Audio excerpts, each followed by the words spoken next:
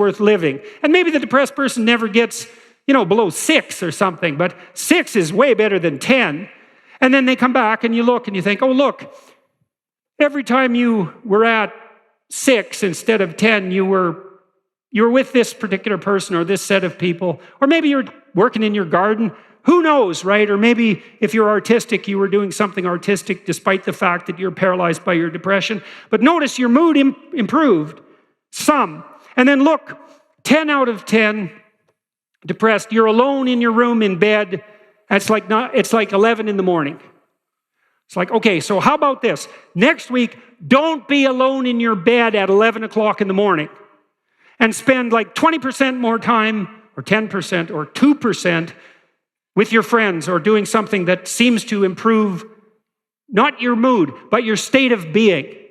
And then play with that and see, can you tilt yourself gradually and incrementally, comparing yourself to who you were yesterday? Can you tilt yourself in the right direction? And then, well, that's for depressed people. You might say, well, could you do that in your life? And the answer is yes. So the Egyptians worshiped this god, Horus, Horus. And Horus, Horus, weirdly enough. Everyone knows that famous Egyptian eye, with the arched eyebrow. And on the back of an American dollar bill, you have an eye that's separated from the pyramid. That's Horus as well, interestingly enough. That's the gold cap on a pyramid. It's the aluminum cap on the Washington Monument. Aluminum was more precious than gold when they built the Washington Monument. The top of a pyramid is the gold cap, and the gold cap is the eye.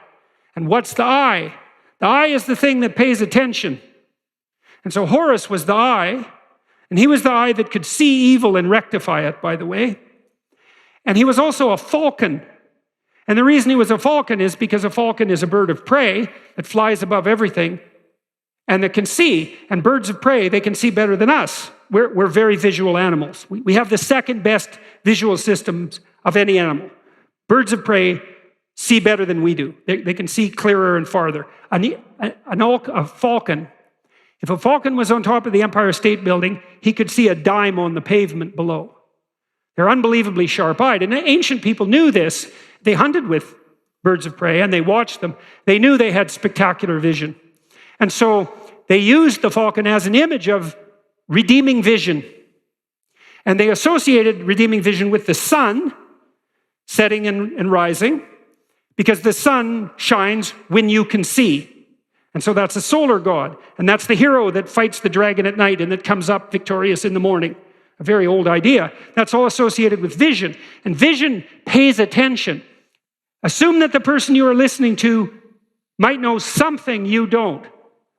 That doesn't mean everything you don't, and that might mean hardly anything at all, but maybe you could glean something. And because you're clueless and confused, anything you glean might be useful, and so it's useful to attend, like in a manner that's infused with humility. Why humility? Because you need to know that what you don't know is more important than what you do know. That's a hard thing to learn, because you want to fortify what you know, man, because it feels protective, and it's very threatening to move on the periphery of what you know. But there's a lot of what you don't know, a lot, and you need to know it. And what attitude do you need to bring to bear on what you don't know? It's like, pay attention. There might be something there for you. And so then you attend to yourself, and that ties us back up to the first rule, which is treat yourself like you're someone who you might be responsible for helping. Well, what does that mean? Like you don't know who you are.